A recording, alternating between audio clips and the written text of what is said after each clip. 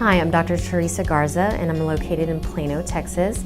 I am the Medical Director of Weight Management Medical Associates, where we specialize in seeing patients for weight loss and weight management. I am board certified in obesity medicine, and I'm also board certified in family medicine. I was born in Abilene, and at the time, there was really only one physician in the area.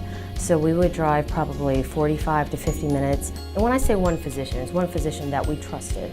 And I think from that point, he really made an impact.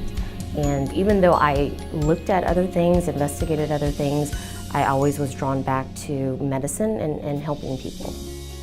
I've been open since 2008, and I love having the ability to talk with patients about weight loss. Our focus is on the prescription weight loss medications, in addition to nutrition guidance, meal planning, and exercise and behavior modification. We also offer food allergy and food sensitivity testing. And a lot of patients think that reactions are more of environmental reactions, such as sneezing, itching, and whatnot, but actually more of the food sensitivities and allergies, they can actually manifest as headaches, vague joint pain, vague abdominal issues like diarrhea and constipation or bloating, also just low energy. So we do offer testing. It's blood testing and skin testing. The blood testing is more comprehensive, and we always check with insurance to see what's covered. Based on those results, we give patients what foods that they probably want to stay away from, but then at some point they can reintroduce it and see if how they respond to it. With eating disorders, true eating disorders such as anorexia and bulimia, we do not treat patients with that. I think that for the core of that, psychiatrists and therapists and psychologists are excellent resources. There is now with the ICD-10 coding, which is the newer coding, there are new diagnosis codes, for example, for binge eating, even night disorder eating. So those patients will filter them, and we filter them by having that conversation. Normally our first visit is approximately 30 to 45 minutes. We look through their medical history, we talk with them about what their issues have been, especially around weight loss and their weight struggles. So with our patients, we do get to know them by their lifestyle, their baseline.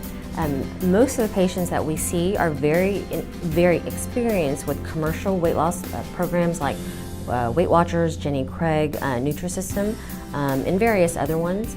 And I think those commercial programs are excellent. They build a great foundation. And when patients are looking into other methods or other options, to me, there is no competition per se. We just offer something different. And even though we help patients by using medications, we still go over with them their nutrition and their physical activity, also what's going on with their lives, because stress, poor sleep have a lot to do with weight loss as well. Any patient, when they first come in, they step on a body composition scale. It is probably the most advanced scale that the US has. For example, it checks your BMI or body mass index, which most people are very used to, but with this one, it actually divides muscle mass in your arms, your trunk, and your legs. It also measures the visceral fat, which is the fat around the organs, which is the unhealthy fat. And so we give them information that they probably don't know. And also, I think when people look at other people and think that they may not need to lose weight, people camouflage themselves very well. So especially with our body composition, you see the visceral fat, which it can be high. You see a high body fat percentage, even though their BMI may look fine. So we really try to look at the entire person. In my opinion, word of mouth is great, because then if you have a trusted source, you know that physician or that provider it can be great, but you have to do your own research. Go online, and I don't know if people know this, but anybody can actually look up a licensed physician in Texas, look up their name, and see if any suits have been brought against them, and check that way. You always want to check and see if your physician is board certified. There are a lot of physicians who aren't, and people just need to really be educated on who they're choosing.